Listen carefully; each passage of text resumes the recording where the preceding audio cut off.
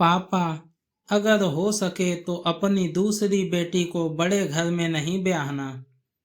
पापा देखो ना, माँ ने आज फिर मुझे मेरा मनपसंद सूट नहीं दिलाया।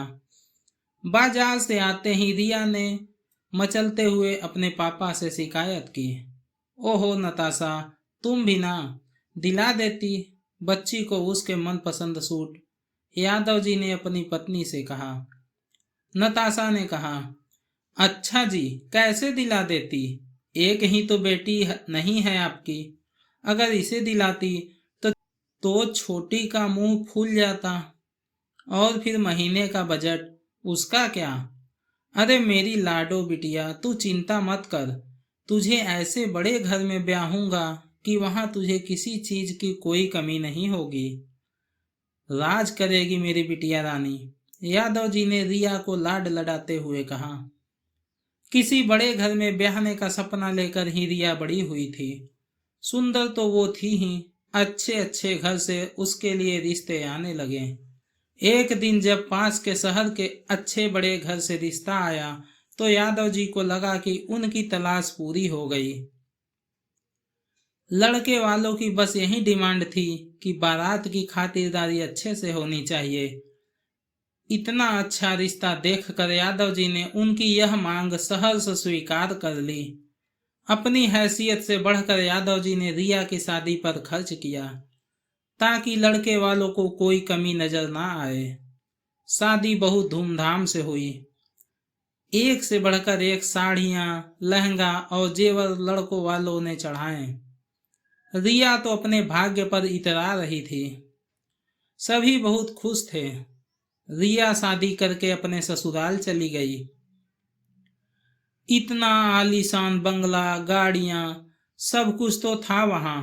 ससुराल में कदम रखते ही द्वार छेकाई पर ननद ने नेग मांगा। रिया ने अपने पर्स से 1100 रुपए का लिफाफा निकाल कर दे दिया। ननद ने नाक भौं सिकोड़ कर सास से कहा, यह क्या माँ, हमारी क्या इतनी ही औकात है? सास ने कहा, अरे बेटा, यह नई है ना, इसे क्या पता हमारे घर में बहन बेटियों को क्या नेग देते हैं। तू आ, मैं अपनी लाडो को सोने के झुमके दूंगी। सुबह रिया नहा धोकर अपने मायके से लाई सुंदर सी साड़ी पहनकर तैयार हो गई। जब वह कमरे से बाहर निकली तो सास ने उसे देखकर कहा, बहू यह क्या पहन लिया? इतने मेहमानों में यह साड़ी अच्छी नहीं लगेगी। जाओ और हमने जो जरी वाली लाल साड़ी दिलाई थी वह पहन कर आओ। अब तुम्हें हमारे घर के तौर तरीके से रहना होगा। दूसरे दिन पहली रसोई में रिया ने सबके लिए बड़े मन से छोले भटूरे और हलवा बनाया। डाइनिंग टेबल पर बैठते ही सब बातें बनाने लगे। देवर ने बोला, मेरा सैंडविच कहाँ है? तो ननद बोली, इतना हैवी ब्रेकफास्ट मैं तो यह कभी नहीं खाने वाली। सास ने कहा, बेटा तुम्हारी भाभी छोटे घर की है ना, उसे क्या पता हमारे घर में क्या खाते पीते हैं। रिया के पति भी बस नाम मात्र का नाश्ता किया। एक हफ्ते बाद रिया को पग फेरे के लिए बुलाया गया। यादव जी ने रिया की सास के पास फोन करके कहा कि वह कल रिया को लेने आ रहे हैं। सुबह वाली ट्रेन से आएंगे और शाम वाली ट्रेन से रिया को लेकर चले जाएंगे। यह सुनकर रिया की सास ने यादव जी से कह दिया कि समधी जी आप तकलीफ मत करना, हम रिया को गाड़ी से भिजवा देंगे। समधी से बात करने के बाद रिया की सास ने रिया से कहा, सुनो बहू, इस बार तो हम तुम्हें गाड़ी से भिजवा देंगे, लेकिन अपने पापा से कह देना कि अगर तुम्हें ले जाना हो तो गाड़ी लेकर आएं। हमारे घर की बहू इस तरह ट्रेन में नहीं जाएगी। रिया बेचारी चुपचाप उनकी बातें सुनती रही। अगले दिन रिया गहनों से लदी हुई अपने मायके पहुंच गई। रिया के पापा तो बहुत खुश थे कि उनकी बेटी को इतना अच्छा ससुराल मिला है।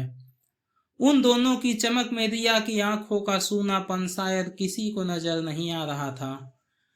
छोटी बहन ने तो उसे छेड़ते हुए कहा, वाह दीदी, आपके तो मजे हैं, इतना ठाठ बाट। यादव जी ने कहा, अरे तू क्यों चिंता करती है, तेरे लिए भी ऐसा ही ससुराल ढूंढ लूंगा। रिया फीकी सी हंसी हंसकर रह गई। अगले दिन दामाद बाबू रिया को लेने के लिए आ गए। खूब खातिरदारी की गई उनकी। जाते समय यादव जी ने दामाद जी से कहा, दामाद बाबू, अगर कोई अच्छा रिश्ता हो तो हमारी छोटी बिटिया के लिए भी बताना। यह सुनकर रिया ने अपने आंसू पोंछते हुए कहा, पापा, अगर हो सके तो अपनी दूसरी बेटी को बड़े घर में नहीं, बराबरी के घर में ब्याहना, जिससे उसे और उसके परिवार को भी बराबरी का सम्मान मिल सके।